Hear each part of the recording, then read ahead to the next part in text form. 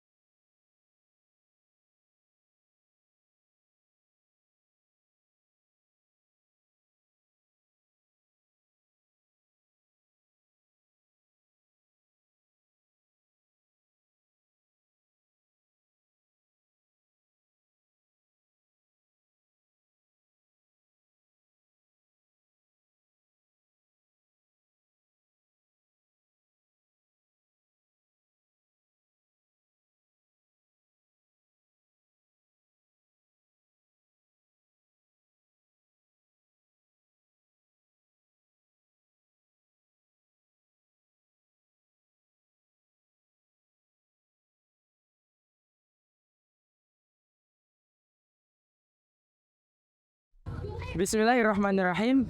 Allahumma ya hafidzu la yansa, ya man ni'matuhu la tuhsa, ya man lahu asmaul husna.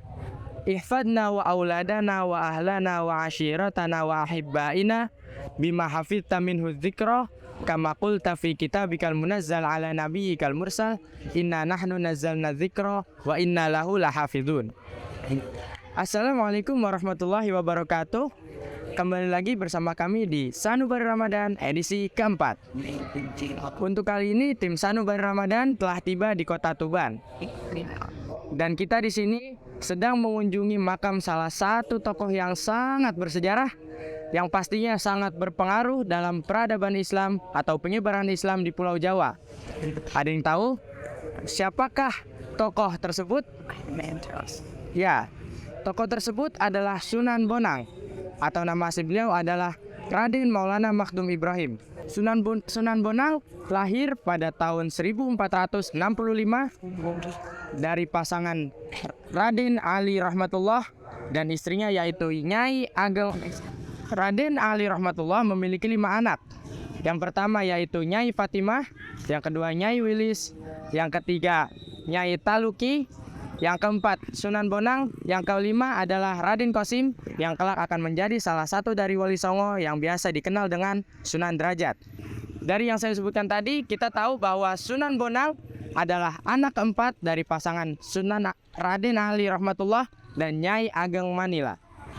Nama Bonang berasal dari 2 kata, yaitu Bon dan Nang. Kata Bon diambil dari kata Babon dan kata Nang diambil dari kata menang, yang jika digabung antara 2 kata itu akan menjadi kalimat Baboning kemenangan, yang artinya induk kemenangan. Ada pula yang mengatakan bahwa nama Bonang berasal dari nama tempat di Kabupaten Rembang. Dan ada pula yang mengatakan bahwa nama Bonang diambil dari salah satu alat musik yang biasa beliau pakai untuk menyebarkan Islam di tanah Jawa. Dan sahabat tahu nggak? Ternyata Sunan Bonang adalah salah satu dari keturunan Nabi Muhammad SAW yang nasabnya tersambung kepada beliau melalui ayahnya yaitu Raden Ali Rahmatullah, yaitu Raden Maulana Makhdum Ibrahim bin Sayyid Ali Rahmatullah bin Sayyid Ibrahim Zainuddin As-Samarqandi bin Sayyid Hussein Jamaluddin bin Sayyid Ahmad Jalaluddin bin Sayyid Abdullah bin Sayyid Abdul Malik Azmat Khan bin Sayyid Alwi Amil Faqih bin Sayyid Muhammad Sahib Mirbat bin Sayyid Ali Khali Qasam bin Sayyid Alwi bin Sayyid Muhammad bin Sayyid Alwi bin Sayyid Ubaidillah bin Imam Muhammad bin Imam Ahmad Al-Muhajir Ibnil Imam Isa Ar-Rumi Ibnil Imam Muhammad An-Naqib Ibnil Imam Ali Al-Waraidi Ibnil Imam Ja'far Sadiq Ibnil Imam Muhammad Al-Baghir Ibnil Imam Ali Zainal Abidin Ibnil Imam Hussein Ibni Sayyidati Fatimati Zahra binti Rasulillah Sallallahu Alaihi Wasallam.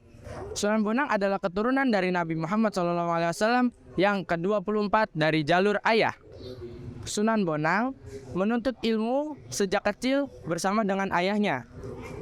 Karena ayah beliau tahu bahwa Sunan Bonang akan menjadi salah satu seorang yang alim, yang terkemuka, yang pasti akan diamanatkan oleh Allah Subhanahu wa Ta'ala untuk menjadi Wali Songo, maka ayah beliau yaitu Raden Ali Rahmatullah selalu mempersiapkan ilmu, selalu mempersiapkan pendidikan yang matang untuk anak, yaitu Sunan Bonang. Dan setelah menuntut ilmu dengan ayahnya, Sunan Bonang bersama dengan Raden Paku atau Sunan Giri pergi untuk menuntut ilmu di negeri Pasai, yaitu Aceh. Beliau di sana menuntut ilmu dengan ayah dari Sunan Giri yaitu Syekh Maulana Ishaq. Tidak hanya dengan ayah kandung dari Sunan Giri, beliau berdua menuntut ilmu pula bersama para alim ulama yang berasal dari Baghdad, Arab, Mesir, Persia, dan Iran. Dari sini kita mengetahui bahwa guru beliau yaitu sangat banyak, mulai dari ayah beliau sendiri, kemudian Syekh Maulana Ishaq, dan yang lainnya berasal dari para alim ulama dari berbagai negara. Setelah selesai menuntut ilmu dari Aceh, Sunan Giri kembali ke Gresik. Dan di sana beliau membangun pesantren di daerah Giri, maka dari itu beliau dipanggil sebagai Sunan Giri. Sementara Raden Maulana Makhdum Ibrahim sendiri kembali ke tempat asalnya dan diperintahkan oleh ayah beliau untuk berdakwah di daerah Tuban. Beliau di Tuban berdakwah mulai dari membangun pesantren sampai dengan membangun masjid, yaitu Masjid Sangkal Daha. Dan pesantren beliau di sana dikenal sebagai Watu Layar. Beliau memiliki murid yang muridnya termasuk dari para wali songo. Ada 4 murid beliau yang diamanahkan juga oleh Allah Subhanahu wa taala untuk menjadi wali songo, yaitu Sunan Kudus, Sunan Kalijaga, dan Sunan Muria. Karomah beliau yang pasti kita tahu bahwa orang alim pasti memiliki banyak karomah, mulai yang bisa ditangkap oleh nalar maupun yang tidak. Tapi ada satu karomah beliau yang sangat kita harus tiru, yaitu apa? Dermawan. Beliau orangnya sangat dermawan, mulai saat maupun beliau masih hidup ataupun saat beliau sudah wafat. Kita mungkin tahu kedermawanan seseorang saat hidup itu bisa dilihat oleh mata. Tapi bagaimana kita melihat kedermawanan seseorang ketika orang ini sudah wafat? Bisa kita lihat bahwa jika kita ziarah ke makam beliau, kita bisa melihat bahwa beliau bisa mengundang rizki seseorang ke sekitar makam beliau. Contohnya, di sekitar makam beliau banyak yang berdagang ataupun yang usaha transportasi seperti becak ataupun ojek. Beliau wafat pada tahun 1525. Mungkin cukup sampai sini sekelumit tentang sejarah Sunan Bonang yang bisa saya jelaskan. Sampai ketemu lagi dengan kami tim Sanubari Ramadan edisi keempat di tempat selanjutnya. Syukron ala ihtimamikum. Assalamualaikum warahmatullahi wabarakatuh.